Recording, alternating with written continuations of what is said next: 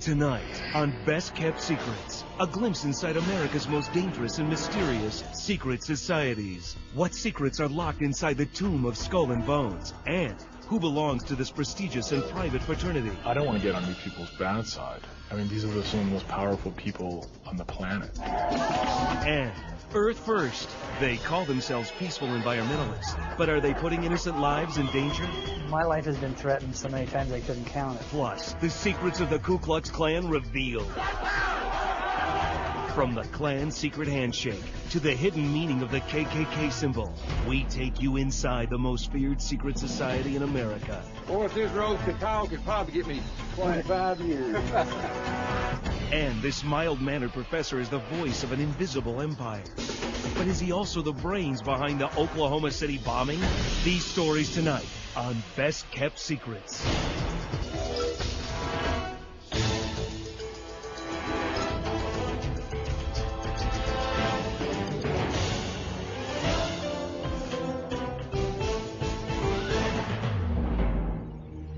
January 1989. I, George Herbert Walker Bush, do solemnly swear. George Bush is sworn in as the 41st President of the United States. And will, to the best of my ability, He takes a solemn oath to the American people to uphold the Constitution. so help me God. Congratulations. 11 years later, his son, George W. Bush, hopes to follow in his father's footsteps. But few Americans realize that both father and son have already taken an oath to a mysterious and powerful secret society known as Skull and Bones. It happened while each was a student at prestigious Yale University. The society was actually founded on the Yale campus in the year 1832 by a General Russell, who modeled it upon German lodges of Freemasonry that used a lot of death's head imagery, skulls, skeletons, coffins, that sort of thing. Ron Rosenbaum, a journalist whose work has appeared in the New York Times, has spent several years investigating Skull and Bones and its powerful members. Skull and Bones is designed, I think, as a bonding ritual initially for the old money, old-fashioned, blue blood Eastern establishment. In addition to both President Bush and his son, other distinguished members, or Bonesmen as they're called, include Senator John Kerry of Massachusetts and conservative spokesman William F. Buckley, Jr. Each year, 15 new members are selected from the junior class in a ceremony known as Tap Night. Prospective members receive a tap on the shoulder from a Bonesman. For these chosen few, this exclusive invitation means they are destined for greatness. These 15 people are going to be part of an elite, not just an elite on the Yale campus, but an elite of American destiny. People who will guide the nation, people who consciously see themselves as having a mission to be America's leaders. The new members are led to this forbidding and windowless structure on the Yale campus, known as the Tomb. And it's the secret meeting place of Skull and Bones. There are all sorts of legends about what goes on that April night when the Skull and Bones members are tapped and are first brought to the tomb. Exactly what happens behind these padlocked doors. Rumors include everything from bizarre sexual practices to grave robbing. Part of the reason for the secrecy, I think, is it creates a mystique, inwardly and outwardly. It encourages the members of Skull and Bones to believe that they're so special and that what goes on in the tomb is so highly fraught with deep meaning that it can't be uttered to the outside world.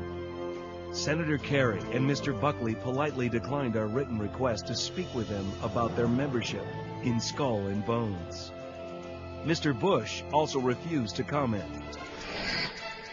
But we tracked down a Bonesman named Julio Gonzalez, who is now an alderman in New Haven, Connecticut. We're looking for you to give us maybe just one or two little secrets from Skull and Bones. Well, I really appreciated my time in the organization. I think I'm not going to discuss it today, so I don't have any comments on it. Students on campus are also in the dark when it comes to Skull and Bones, including this man who says he managed to sneak inside the courtyard of the Bonesman tomb. I climbed in, I saw their yard, I saw their they have a sort of bird bath, and they have two skeletons looking at each other like this and holding a skull in between them. I don't know what any of it means. Another student who has also been inside the courtyard was able to quickly shoot these never-before-seen photographs, including a shot of the mysterious fountain. He agreed to talk to us, but only if we kept his identity secret.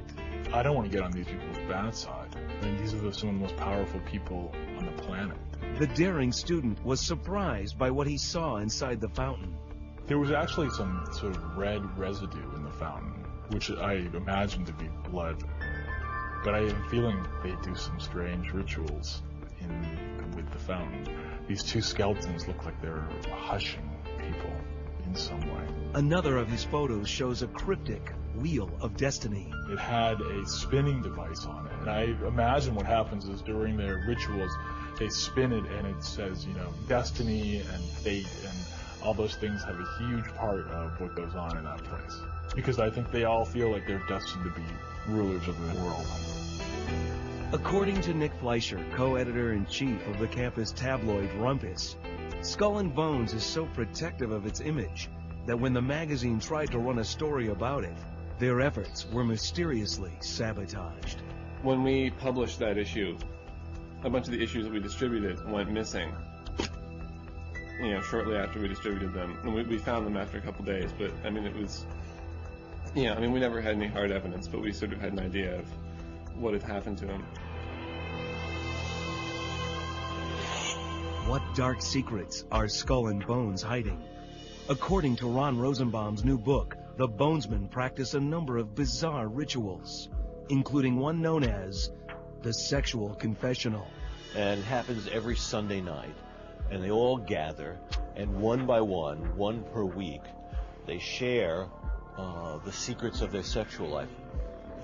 It's a kind of sex education thing for the ruling class kids to initiate them into a more sophisticated knowledge of sexuality so they wouldn't be taken advantage of by, say, working class girls or girls from the wrong class or gold diggers or fortune hunters.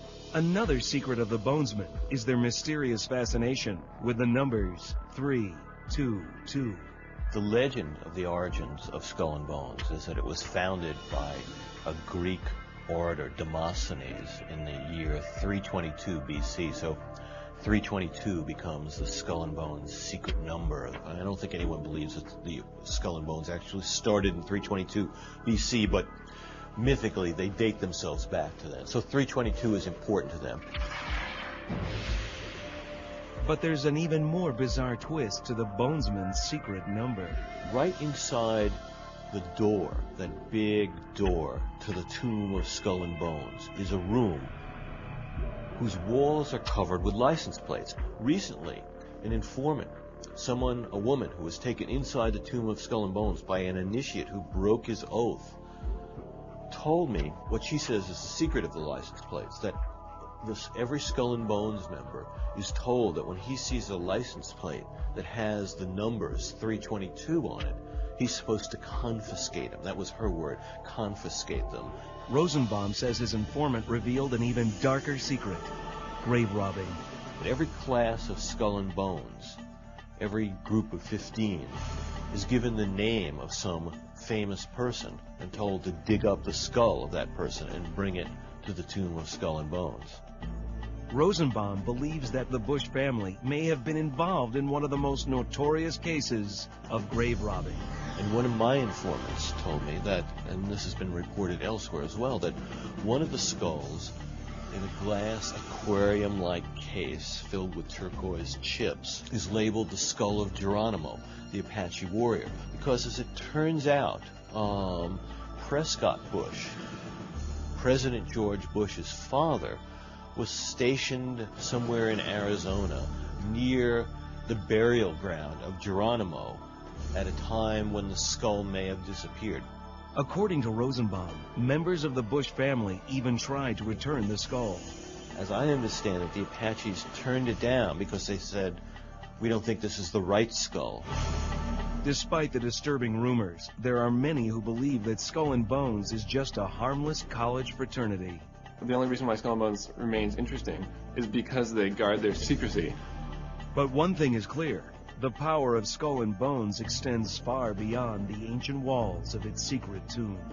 I think what makes Skull and Bones significant, not just as some, extra special fraternity or something like that, is that over the years, Skull and Bones people have been secretaries of state, they've been presidents, they've been in the foreign policy establishment, they've been in the cabinet, they've been on the Supreme Court. These are the people who have shaped America's character. And what's interesting is they've had their character shaped inside the tomb of Skull and Bones.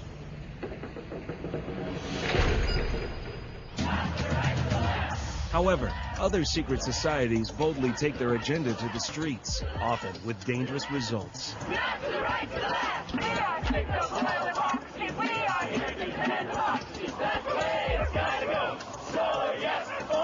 Some of these activists belong to a group called Earth First.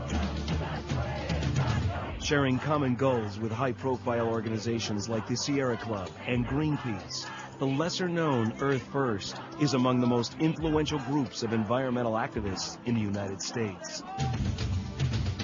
Earth First says its mission is to raise awareness of environmental issues through peaceful confrontation. But others accuse it of being a secret society involved in acts of sabotage and violent protest. Corporations are taking over everything, private space, public space, our schools, and we're sick of it. They also claim the organization's radical efforts to save the environment put innocent lives in danger. When you sabotage logging equipment or helicopters or airplanes or ships, that's an act of terrorism. Investigative reporter Barry Clausen infiltrated Earth First and spent a year inside the organization. Since then, he has testified before Congress about the group's activities and even helped the FBI investigate other activist groups. He says he has also received several mysterious death threats, which is why he carries a gun even in his own house. My life has been threatened so many times I couldn't count it. Not too long ago, I received contaminated razor blades in the mail. That was intercepted by the postal inspectors, and the FBI now have those. Despite these threats, Clausen agreed to talk to us on camera, and choosing his words carefully. He told us that Earth First may preach nonviolence, but it's not what it always practices. Earth First does practice nonviolent confrontation, but then the nonviolent confrontation ends up being more extreme. So what you initially see as one thing is not. It comes out to be something else.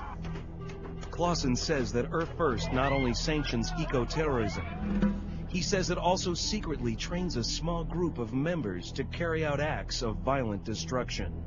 We managed to obtain this footage of these environmental activists in training. They have the training camps in order to train the young people what it takes to avoid arrests, to monitor and actively seek out targets. Who belongs to Earth First, and what are they up to?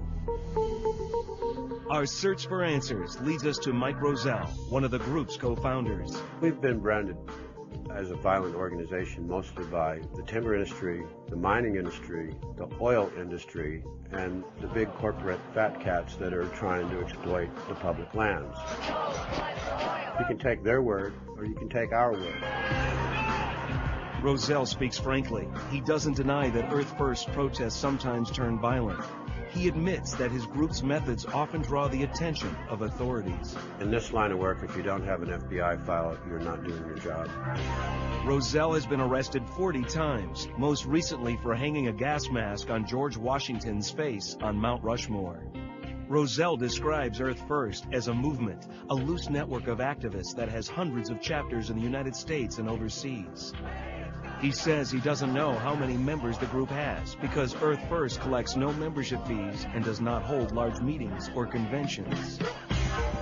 Members communicate primarily through the group's website and newsletter. There's no way of knowing how many of us there are out there. We certainly can't tell just by how many hits we get on our website or by how many people subscribe to our newsletter, but we're everywhere. Clausen believes it's no coincidence that more than half of the group's members are in their late teens and early 20s. He says that Earth First targets students in order to exploit their innocence and unfocused energy. They prey on the youth of our country.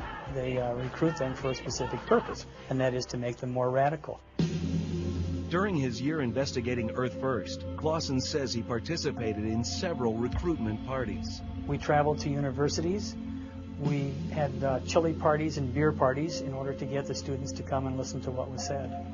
As time progresses and as the students become more involved, they are brainwashed.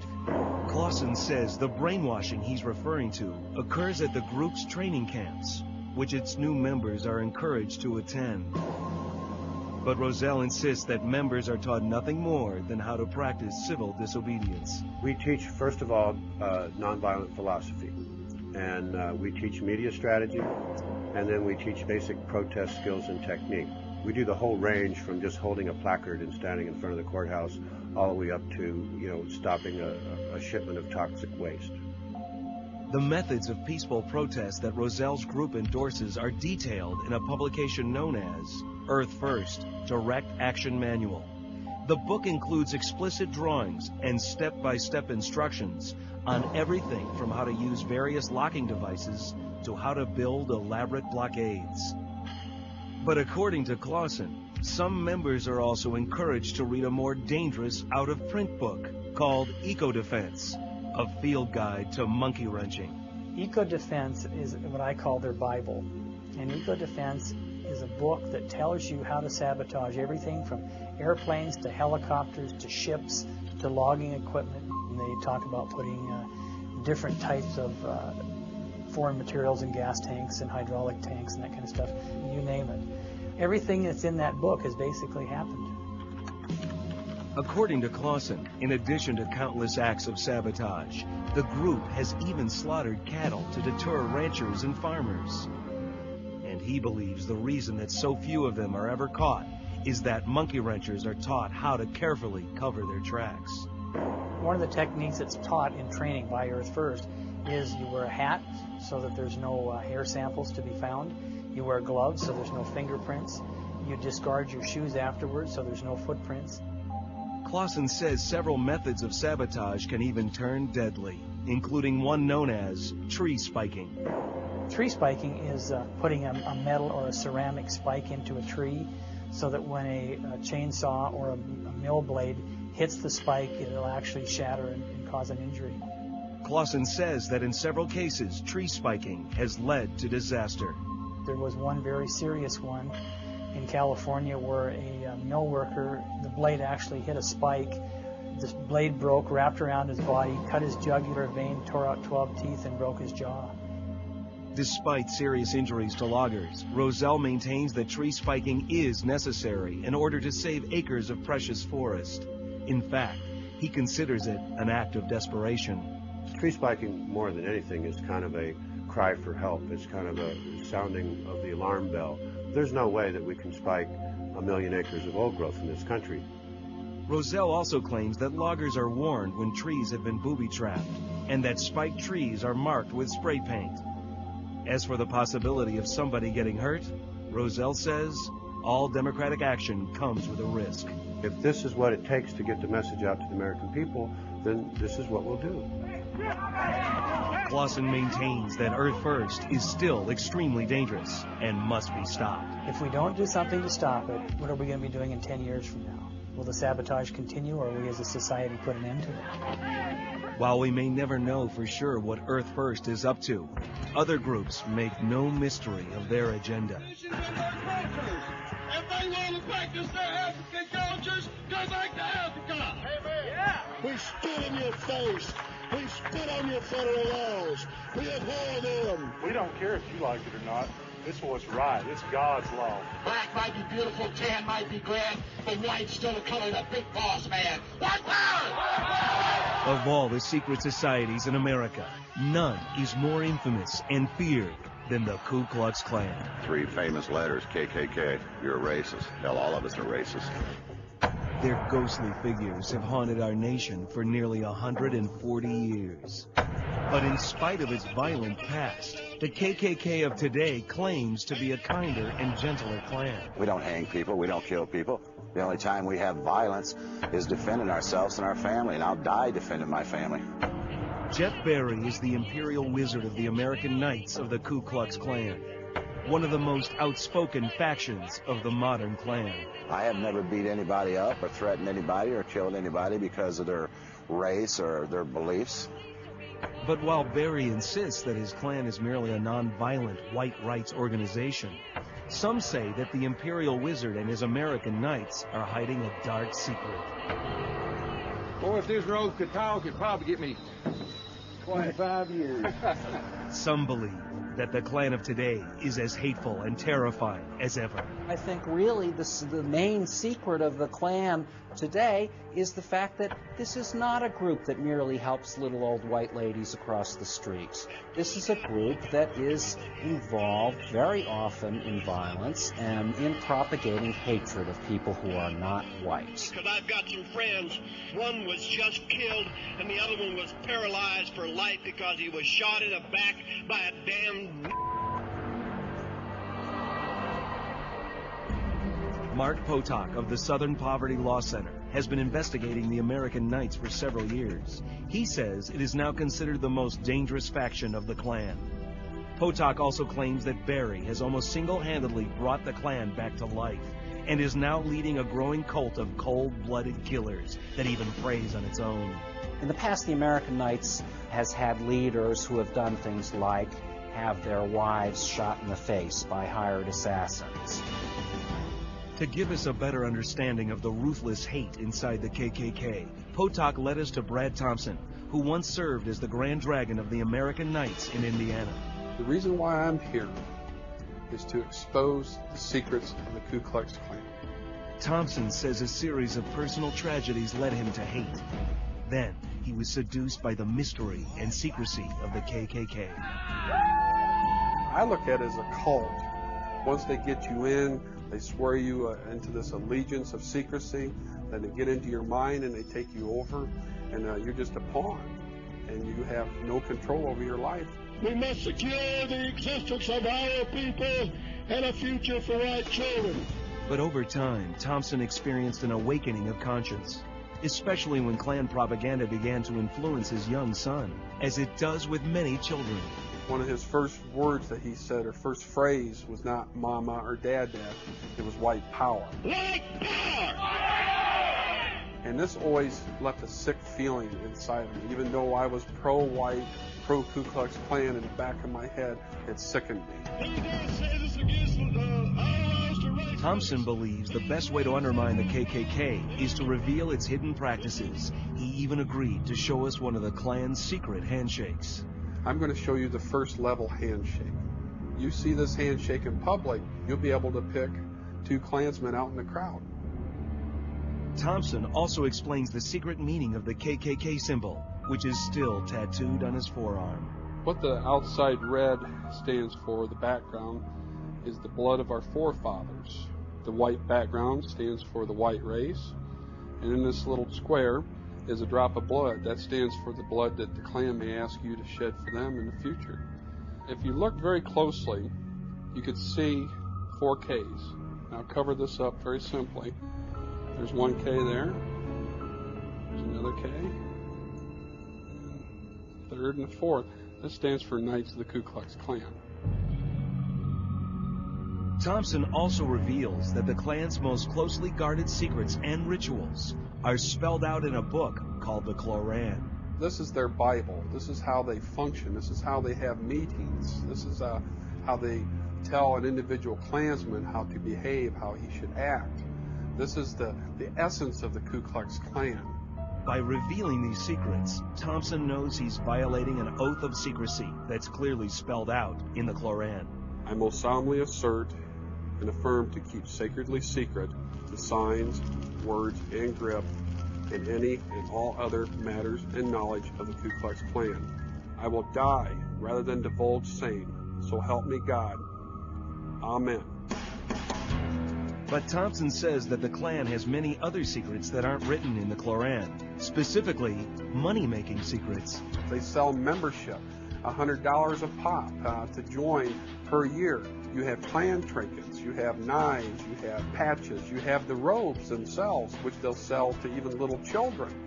In addition to peddling a catalog of Klan paraphernalia, Thompson claims that the KKK is also in the business of intimidation. He says that the Imperial Wizard once accepted a substantial payment to not hold a rally in one town. The mayor had worked out a deal with a private citizen to give the Ku Klux Klan $10,000 not to show up, to cancel the rally. Thompson says there's even more. He claims that there's a secret organization within the American Knights called the 420 Club, which allegedly raises money selling illegal drugs. Thompson believes that Barry has no involvement with the 420 Club, but he claims that the Imperial Wizard has used his drug connections to get out of his own trouble with the law. He agreed to be an undercover police informant, and he helped put away 75 drug dealers in DeKalb County and the surrounding area. One man putting 75 drug dealers away, that's quite the feat. Barry agreed to respond to the allegations against him and his American Knights. He denies them. We're going out fighting court cases. We're upholding our constitutional rights. And basically that's what the Klan is about.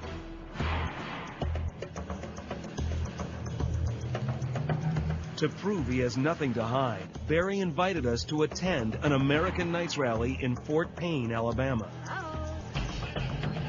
He doesn't pull any punches with his fiery rhetoric. Blacks have their rights, but by God, you're not going to take my rights away.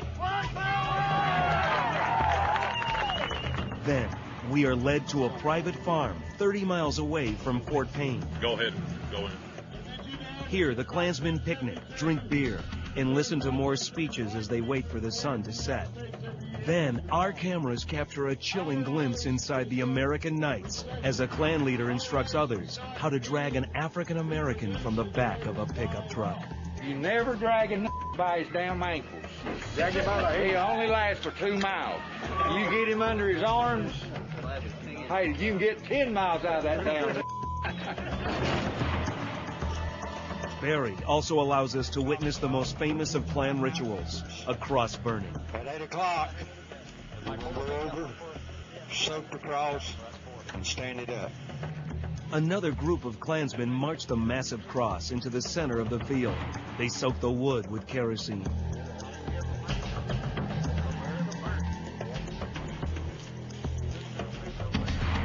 Y'all ready? They raise the giant cross and wedge it securely into the ground as other members get ready for the fiery ceremony.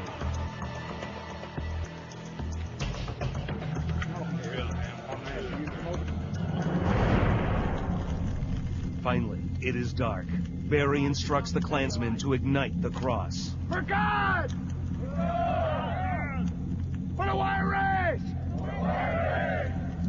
For our children! Barry prefers to call the cross burning a cross lighting, comparing it to a religious ritual. We light the cross just like the Catholics light the candle. Bring him in! The phrase cross lighting is an attempt by the Klan to dress up a terrorist practice as some kind of religious ceremony. Crosses have been burned in this country since about 1915, and they have been burned explicitly as a method of terrorizing black people, civil rights workers, and other people, deemed offensive to the Klan. After the ceremony, our camera crew is told to leave. Potok says most likely a Klan initiation ritual was about to take place. He says the ceremony is so secretive that no one outside the Klan has ever been allowed to witness it. But Brad Thompson is willing to expose the secret. He says the Klan initiations include a mock lynching. I was asked the 10 questions, the 10 secret questions of why I wanted to be a Klansman. They asked me these questions when I was standing on a stone with a rope around my neck. One of the questions is, do you believe in white supremacy? Thompson says each of the 10 questions must be answered yes, or the prospective Klansman will pay a brutal price. People have been beat up for saying no to some of them questions, or even hesitating. Of course, that's the hard way of getting out of the Ku Klux Klan. Thompson says there are other ways to get out of the Klan that are less costly. The easiest way of getting out of the Ku Klux Klan is don't pay your dues. That's a big secret. Thompson and Potok want Americans to know that the Klan is not merely a shameful relic of the nation's past. They say that Barry's hateful influence is spreading, and perhaps that is the darkest secret of all. Although the Ku Klux Klan, the most visible hate group in America, calls itself the Invisible Empire, the real Invisible Empire is a secret society known as the National Alliance. Now considered by some to be the largest and most dangerous hate group in the country. I think the National Alliance is clearly the most serious, revolutionary white supremacist organization out there. The Southern Poverty Law Center's Mark Potok says the National Alliance is active in at least 26 states, in addition to Holland, France, Great Britain, and Germany. But unlike the KKK, the skinheads, and other white supremacist groups that it influences, the National Alliance does not hold public rallies. It meets in secret. In fact, many NA members are known within the group only by their first names and last initials. According to Potok, many Alliance members want to remain anonymous because they are judges, college professors, and other high-profile members of the upper middle class. This is very often a group that's characterized by very bright people who are quite capable of doing real organizing. What is the National Alliance organizing? Potok says that's the darkest secret of all.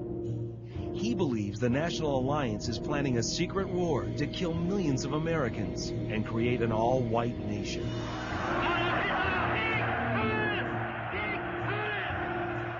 This is an organization that essentially advocates the violent overthrow of the U.S. government and the murder of a great number of its citizens. The leader of the National Alliance is its founder, William Pierce, a former physics professor and American Nazi Party official.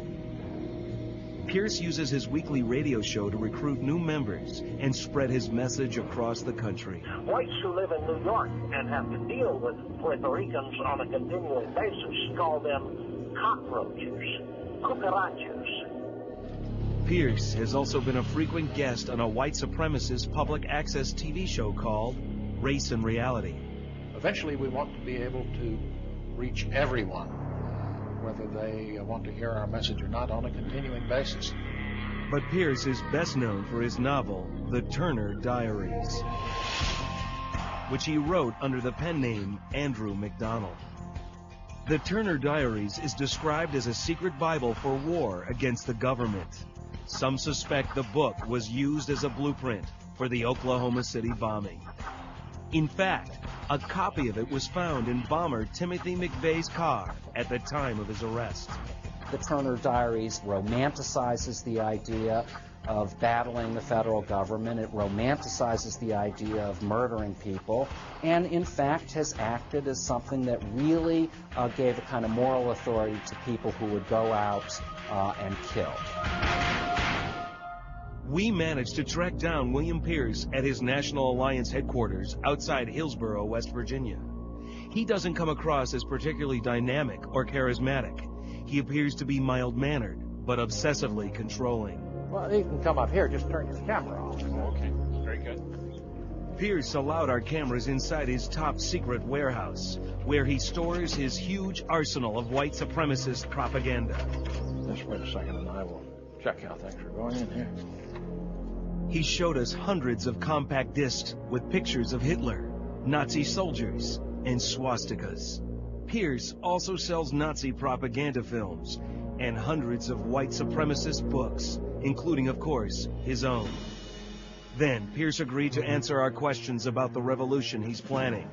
Remarkably, Pierce admitted that it could get bloody. We need to have a white America again. We need to bring about a separation. We need each people, not just white Americans, each people needs to be in control of its own destiny. And you cannot do that in a multicultural, cosmopolitan sort of society.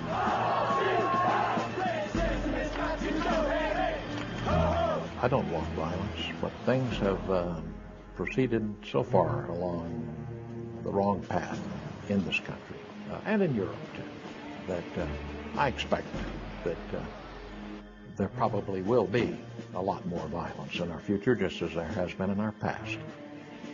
Pierce admits that his revolution could still be years away. So for now, he's focusing on recruiting new soldiers for his cause. This woman, Kirsten Kaiser, agreed to reveal how she got caught up in the National Alliance. First, she says they secretly lured her in by making her feel proud of her European heritage. What they talked about was, I'm of German ancestry, or I'm Austrian and Hungarian. They got me kind of all excited about my ancestors. Then she says she was drawn in by the mystery and secrecy surrounding William Pierce and the National Alliance. It was this mysterious underworld that no one's supposed to know about.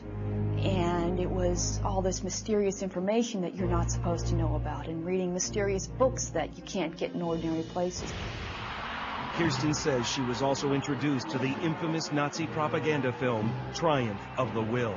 They usually played it on Hitler's birthday and a few other times of the year, and we would have like parties where we would watch it. We'd have a lot of our other Nazi friends over and watch this movie and analyze it frame by frame.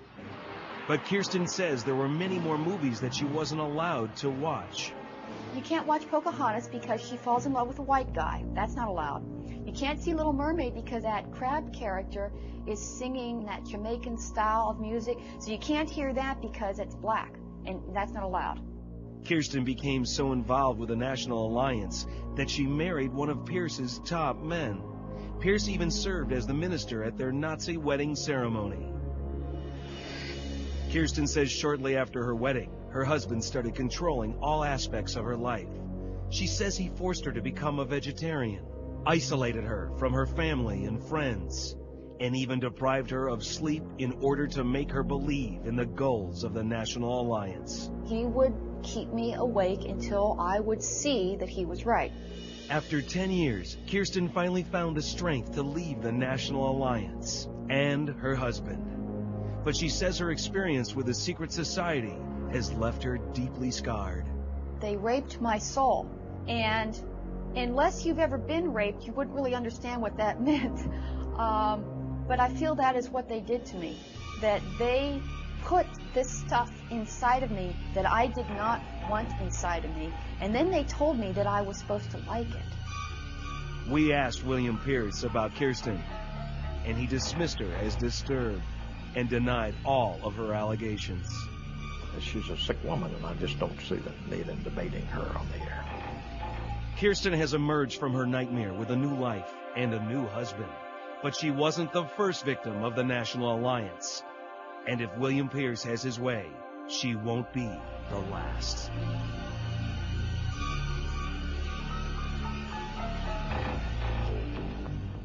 But not all secret societies have a political agenda.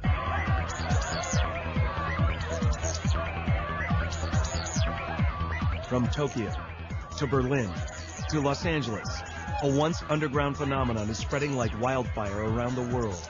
It's a youth movement built on heart-pounding techno music. The type of music that is to a large degree very repetitive, completely electronic.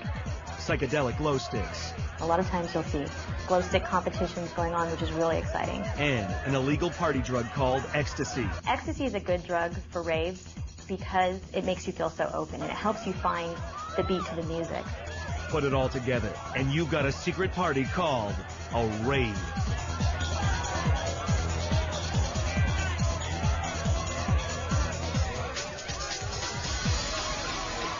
But every culture through society from the beginning of time has had some sort of ritual of mind-altering experiences combined with dancing and singing and music, and this is just the technological, updated version of that concept. Some say these all-night dances are harmless teenage fun. They're secretive, they're safe, people could do what they want inside of them and get away with it for the most part. But others claim that raves promote the use of dangerous drugs, which pose a serious threat to today's youth. There's no kid in Southern California or America that doesn't know that rave means or equals music plus drugs and all night long. That's what it means, flat out. And anyone that tells you otherwise is deluding themselves. According to Jonathan Zaleski, a veteran of the rave scene, raves began in Europe in the early 1990s before quickly taking hold in the U.S. Really a European concept for the most part, and sort of evolved over here like a lot of music has. Since their inception, raves have been shrouded in secrecy to shield them from uninvited outsiders as well as police. According to raver Sandy Hoffman, just finding the location of a rave involves a series of secret steps. Even when you buy a ticket to a major rave, you still have to call a phone number the day of the rave to find out where the rave is. All right, we're calling that 480U Vibe. You have an idea. A lot of times someone will say, oh, I hear this rave is in Los Angeles. So you'll know, okay, I'll be heading to Los Angeles tonight. But for the most part, they are very secret in that you don't know for sure where they're going to be unless you know a promoter. Rave insiders believe the unprecedented popularity of this cultural movement is due largely to the sense of belonging it creates. It's basically the concept of the hippie generation moved again into the 21st century. There's an amazing amount of acceptance at a rave event. Nobody is criticized for what they wear, for how they dance. If you're at a rave and you bump into somebody, they go, hey, sorry, and they give you a pat on the back. And if that happens in a bar in New York, a fight could break out. Like the hippie generation of the 60s, the rave culture has developed its own characteristic look and sound, and their drugs of choice are easy to find if you know where to look. Unlike the hippies, ravers prefer a mysterious class of narcotics called designer drugs, the most popular being a drug known as ecstasy.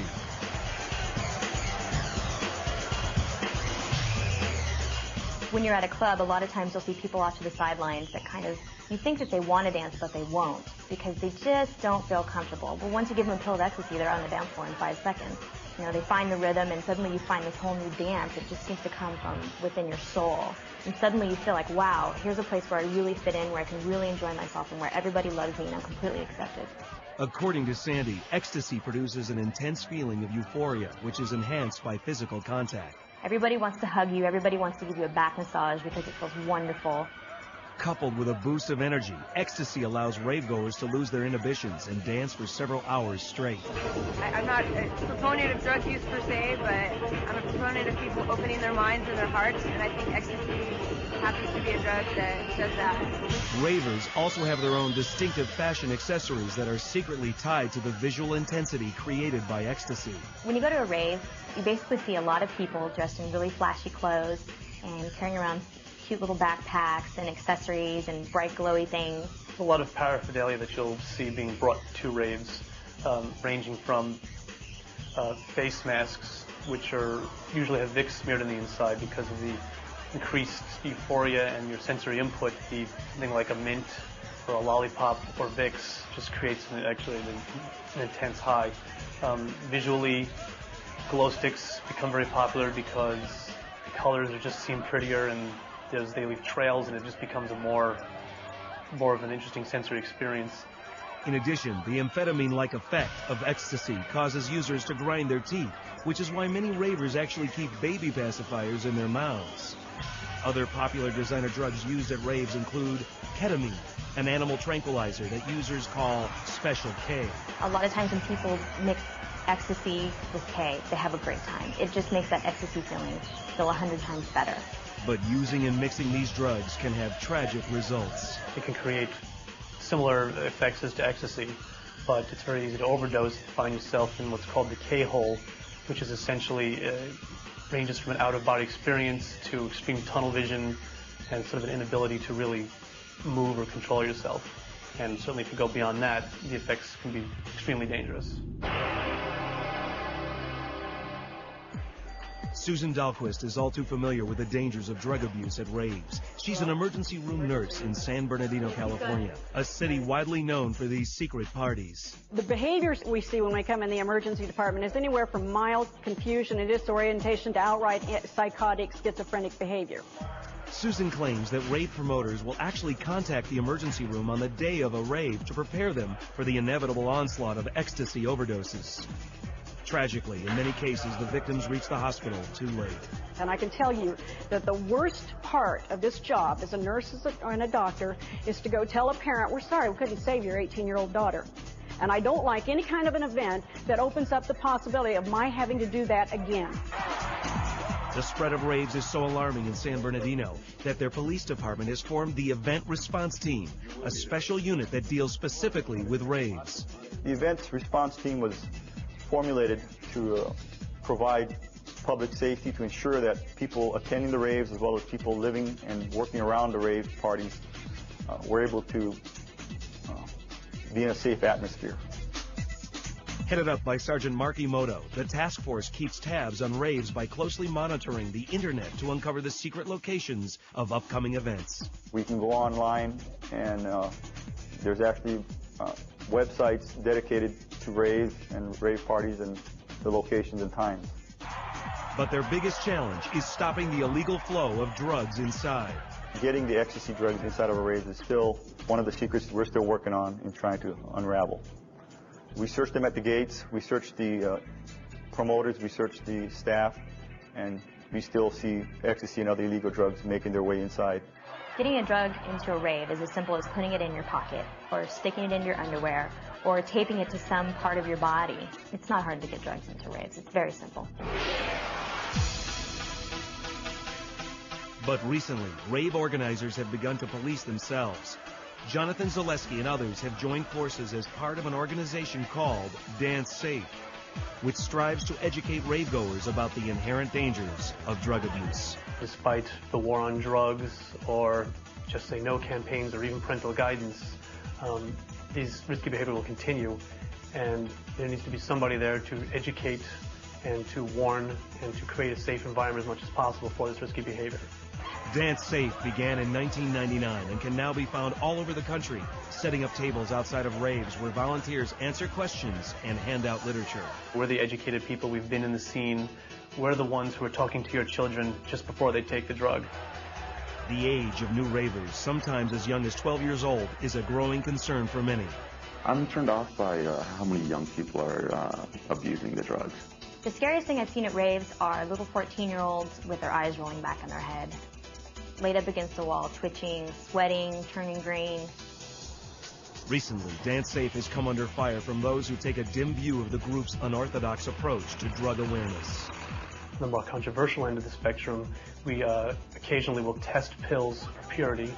One of the risks in the drug community is that a lot of pills are doctored and adulterated with dangerous substances.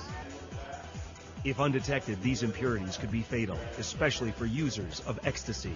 Sometimes it's coupled with a cough suppressant, which also has the unwanted effect of blocking pores and restricting an individual's ability to cool itself down, while the ecstasy portion of the pill is causing them to overheat, and then they're dancing and not resting, so they're basically sealing themselves up and cooking themselves.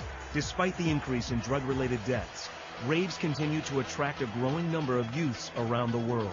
And as the parties rage on, so does the debate over the impact of this mysterious cultural phenomenon. It's not about the drugs. It's not about getting wasted. It's about exploring who you are and having fun, and creating life, and creating movement, and creating sound, and colors, and art. It's an artistic expression of yourself.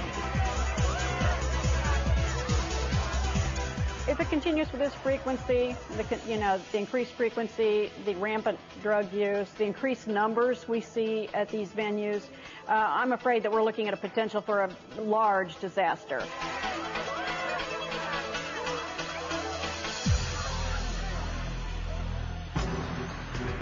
Tonight, we've taken you inside some of the most dangerous and mysterious secret societies in America. From the prestigious and private Skull and Bones to the KKK and lesser-known National Alliance. But questions remain. Is Earth First a violent organization that puts human safety second? And are raves a harmless passing fad, or should these secret gatherings be cause for even greater concern? One thing is certain. It is part of human nature to want to join with others who share similar goals and ideas. But as long as there are groups with hidden agendas, there will always be best-kept secrets to reveal.